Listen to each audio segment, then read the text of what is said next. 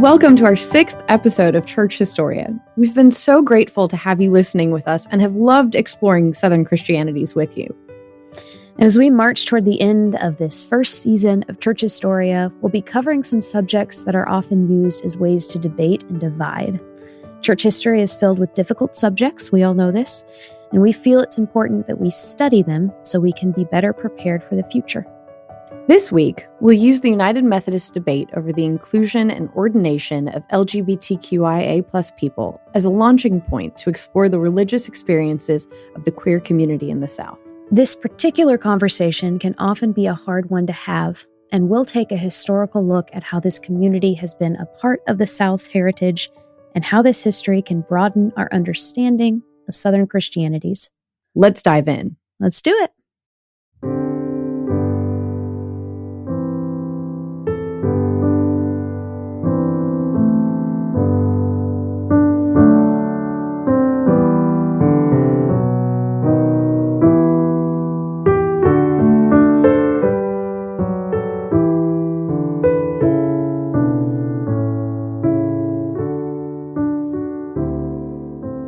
All right. Methodists. The Methodists. This is a good chance for us to talk about Scarrett Bennett for a moment. Yes. And the historic significance of the place in which we are recording these episodes. Yeah. 2 people formed Scarrett Bennett. In the late 1800s, they started a school for women in the Methodist tradition. Before women could get ordained, the Scarrett Bennett School was kind of a way that they could go learn about the Bible. In the early 1900s, it moved to Nashville, and they built this campus that is a few words. I don't have words to describe how beautiful this campus is, right in the heart of Nashville. And then it was one of the first private universities to desegregate. Since then, Scarrett Bennett as an organization, as a nonprofit, has worked to uphold the voices of women and people of color, keeping in line with that long, long legacy. And they're also a wedding venue, which is really awesome. And Steph got married there. And so today we get to talk a little bit about the tradition from which they are born. And there's a lot that goes into it. And where Scarrett Bennett is located, it's next to Vanderbilt University as well. And Vanderbilt originally started as a Methodist college for training ministers, and I think was originally called Methodist College or Methodist College of the Southeast, and received a huge endowment from Cornelius Vanderbilt.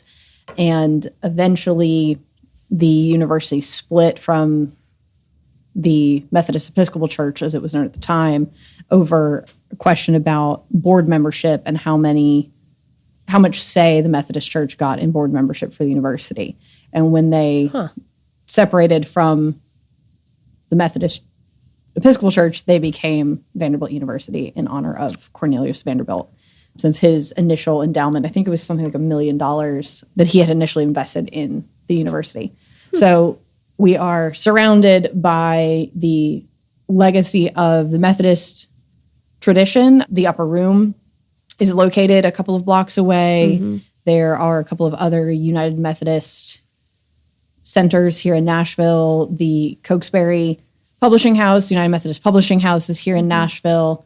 And one of the things that we felt was important to cover in this podcast was the South's multifaceted relationship with the LGBTQIA+ community. And the Methodists kind of in this moment are grappling and debating over the ordination, marriage, and acceptance of LGBTQIA+ people within that tradition. And so we felt like, given that we are surrounded by all of these Methodist places, that starting our conversation with kind of a recap of what's facing the United Methodists today was a good launching point for us to talk about the presence of queer people in the South and how that has interacted with Christianity in the South. Yeah. So the Methodists are ruled by the Book of Discipline and the Book of Resolutions, which are kind of the governing documents, the charters or constitutions, if you will, of the Methodists. And General Conference is the highest legislative body of the Methodists, and General Conference has the right to revise the Book of Discipline and the Book of Resolutions. And so General Conference typically meets every 4 years, but they can be called to a special session if needed.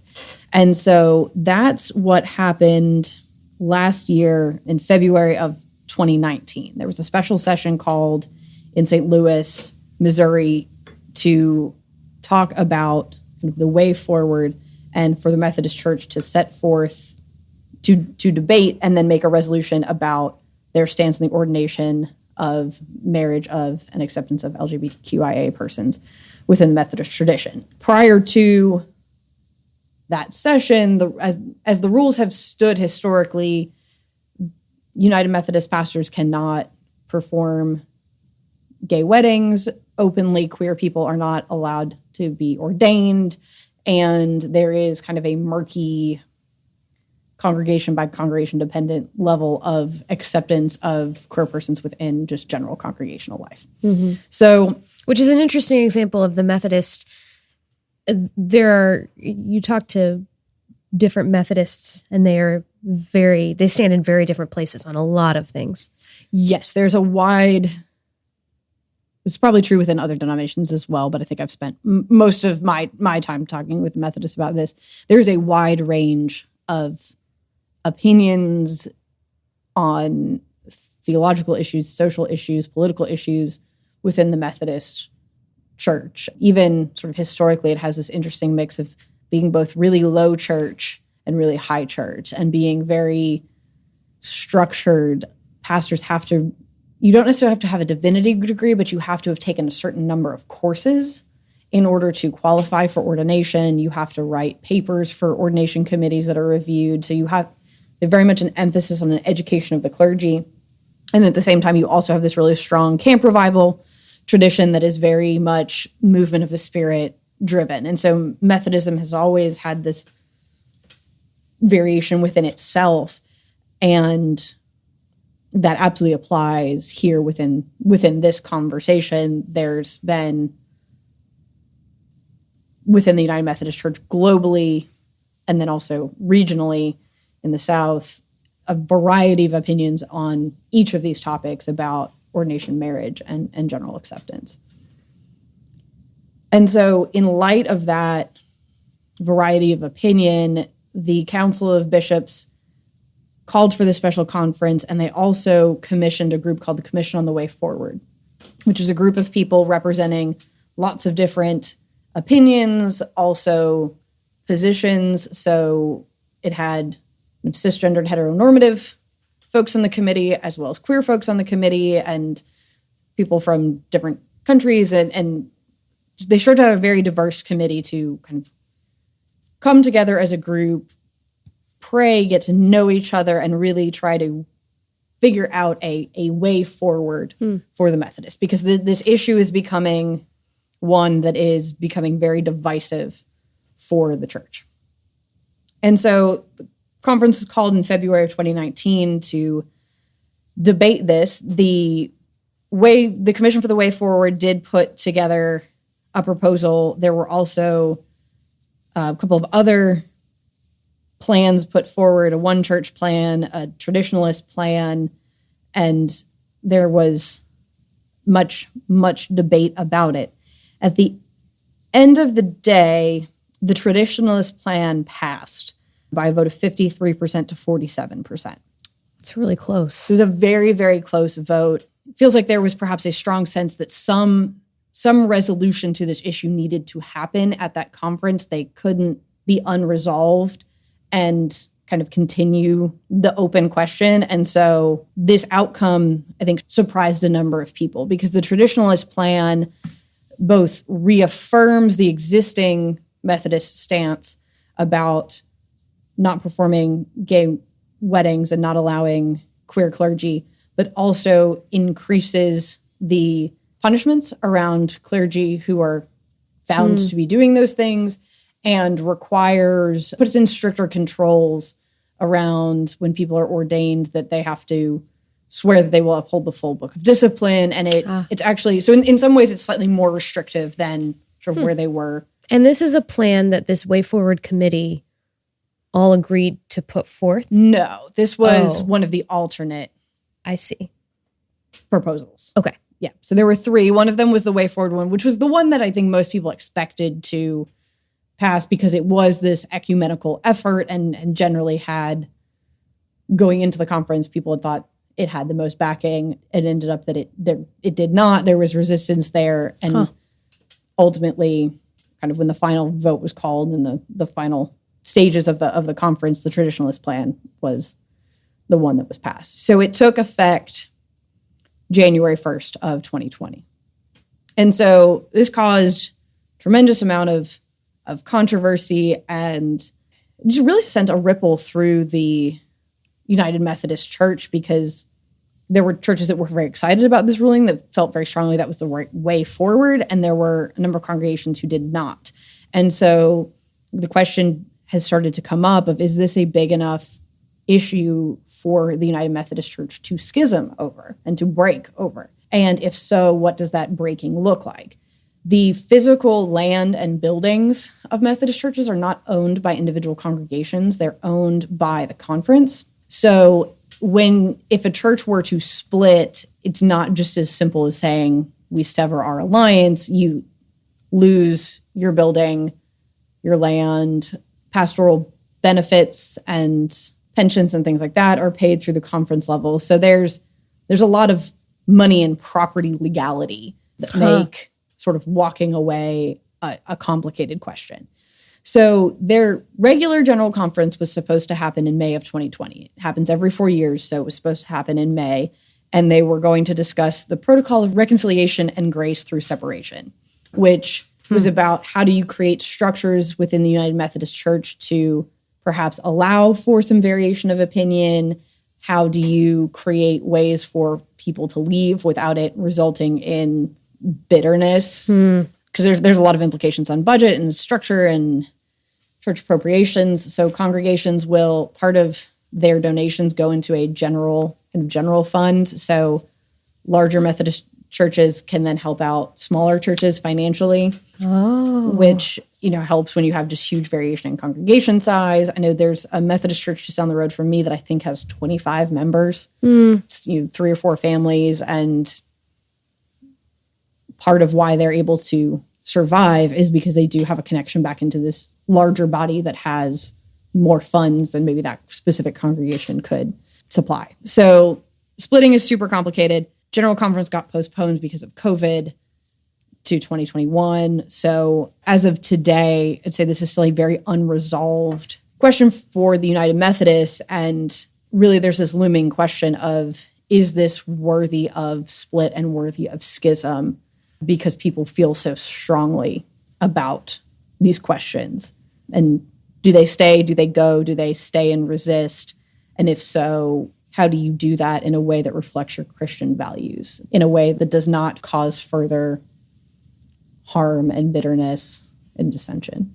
There has been the idea that the church as a whole needs to start talking about this and what does it look like. And so in this one thread, the Methodist thread, it's been interesting on the outskirts to watch that happening. And I really appreciate putting together a committee of people within that tradition that fall on either side, and it seems like are on all the spectrums of it. And so I think there's a lot that we can learn from watching it even get started. And then, of course, the outworkings of it and the continuing ongoing conversation is very important. Absolutely. And if we sort of narrow in to focus on the South, I mean, we could certainly have a global conversation about LGBTQIA plus inclusion in the church as a whole. We could have that conversation with the United States, but we're focusing on Southern Christianities this season. So to narrow in there, the South as a whole has a history of excluding those groups of people, of not supporting things like gay marriage. When gay marriage was legalized in the United States, the whole question about whether or not the county clerk had to sign marriage licenses if they were against her personal religious beliefs, I believe was centered in Kentucky. And so I think that is probably the narrative that people know about the history of queer folks in the South. And particularly that intersection with Christianity. But there are some other parts of that history that I think are worth us highlighting because, as we've been talking about throughout the season, Southern Christianity and Christianities are not monochromatic or monolithic. And so the first gay-affirming church in the United States was actually founded in Atlanta in 1946. In the South. In the South. It was founded by George Hyde, who was a former Catholic seminarian, and the church itself was connected with the Orthodox Catholic Church, which is kind of a sub-branch of a number of things. But it was a self-running Orthodox Catholic Church in 1946. Wow. And after the Stonewall riots in 1969 and sort of the 1970s push towards gay rights, there were more affirming congregations and councils that were starting to form, largely centered out of LA, the United Church of Christ, the UCC, the Universal Fellowship of Metropolitan Community Churches, the Episcopal Church USA, which is a branch off of the more traditional Episcopal Church. But while a lot of that activity is centered in LA and California, Troy Perry, who founded the Universal Fellowship of Metropolitan Community Churches, was from the Florida-Georgia line and ultimately moved out to LA. And the Episcopal Church USA was founded by Louis Crew in rural Georgia and has over 60 chapters in the United States. My goodness. So while we might think of New York or LA when we think about the 1970s and gay rights, there were sort of Southern transplants in those places, but also, as we see with the Episcopal Church USA, that movement was here in the South as well. And if we kind of return to the Methodists, 2019 is not the first time that Methodists have had these conversations about the inclusion of queer folks. There are cases of this has come up before, particularly with some Methodist pastors kind of going rogue, quote unquote, rogue, and performing same-sex marriages before it was civilly or denominationally legal. Huh. So Reverend Jeremy Creech is maybe one of the best known of those folks. He was a Methodist minister in Raleigh, North Carolina. So Creech had been a local leader around gay rights and gay inclusion from the late 1980s in Raleigh and in North Carolina. He's involved in the Raleigh Religious Network for Gay and Lesbian Equality. And so this was kind of a well-known position of his. In 1988, the United Methodist Church voted against the ordination of queer people. And then in 1996, they voted against the celebration of union ceremonies for gay couples. Is that a fancy way to say receptions or weddings? Well, weddings. Okay. So at this point, it still wasn't civilly legal, but it was. I see. So it would have been a kind of purely religious. Yeah, ritual. So civil marriages were, or civil unions were legal, but this was pre-marriage. So it was, I think, the celebration of those civil unions, but within the church life. Yeah. So within this context of the Methodist Church making those decisions, we have Reverend Jimmy Creech, and in resistance to these votes by the UMC Church as a whole, in 1997, he conducted a Holy Union ceremony for a lesbian couple at a UMC church in Nebraska. And so he was brought before kind of the church court, if you will, for violation of the Book of Discipline, because what he had done was going against the ruling in 1996, and he was acquitted. That did not stop him, however, from officiating gay weddings, and in 1999, he married a lesbian couple in North Carolina, and again was brought before the church disciplinary committee and was found guilty of doing that, and as such was stripped of his ministerial credentials and of his pastoral status. So he essentially was no longer allowed to be a pastor or hold a church position within the United Methodist Church. And that caused kind of a lot of controversy and protest within the Methodist Church. So this conversation we're seeing in 2019 and 2020 has been going on within the Methodist Church itself for a number of years, and the resistance and opposition to the church's position of excluding LGBTQIA people from marriage and ordination has been being protested within the denomination for a number of years, and some of those efforts have been centered in the South. Some of the other sort of history about queer folks in the South is the creation of support groups for people and families who are navigating that intersection between queerness and faith, because that can be a difficult navigation not only for queer individuals, but also for their families as well. And so some of the best known organizations that do that is one's called One Partners in Faith, which was founded by Stephen Baines, who is a Southern minister or Southern Baptist minister who was ejected from his congregation in South Carolina in 1995 when his congregation leaders found out that he was gay. So he was a gay pastor who like Jimmy Creech, was sort of stripped of his ministerial status. Another organization is Soul Force, which was run by Mel White, who was originally from California, but interestingly was a former speechwriter for Pat Robertson and Jerry Falwell. And kind of had a changing in direction and started this support group. So all of this to say there is a multifaceted history of queerness in the South and a multifaceted queer history of the South. Southern Christianities have had a variety of responses, often all founded within their understanding of the Christian tradition, that a lot of these folks who are advocating for the inclusion of queer people within the life of the church are doing so from an understanding that they have of what God calls us to be.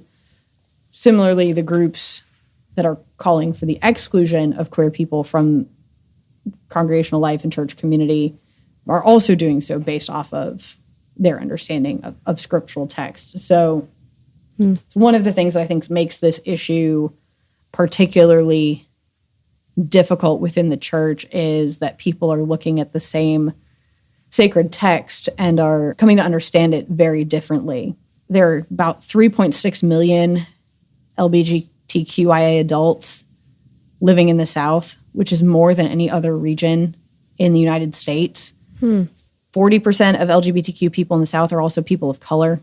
Roughly 1 out of every 3 LGBTQ adults in the United States lives in the South. These people are also people of faith. So data from the Public Relations Research Institute shows that about 55% of LGBTQ Southerners are religiously affiliated. And of the United States LGBTQ population, 42% of LGBTQ Southerners are Christian compared to 38% outside the South. Queer folks are a part of church life, whether those churches are affirming or not, whether people are aware or not.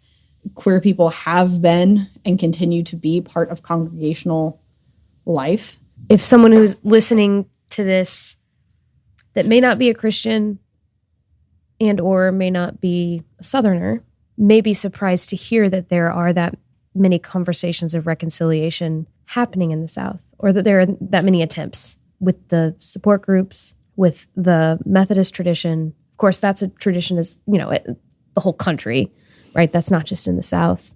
I'm encouraged to hear about these conversations of reconciliation because you're right. This group of people, they're present and they are contributing to our church community and our church families. This gets complicated in many ways, as we're seeing specifically with the Methodist conversation. There are complications that when different people are looking at the same scriptural texts can draw different conclusions. And it's not easy, but we can't deny the fact that this is a group of people that for a long time have been contributing to the life of the church. Yeah, and I think that's an important thing to name is that, and we see this in the statistics today, as much as we like to bemoan how post-Christian our world is and the United States is. Over half of the LGBT community in the South, which is a third of the LGBT community in the United States, identifies religiously, and 42% of them are Christians. And so they are part of the life of the church, and they are contributing and bringing their gifts and their service and their witness to congregational life, whether other folks are aware or not that that's what's going on, that is what is happening. And I think that we need to name that contribution and honor it.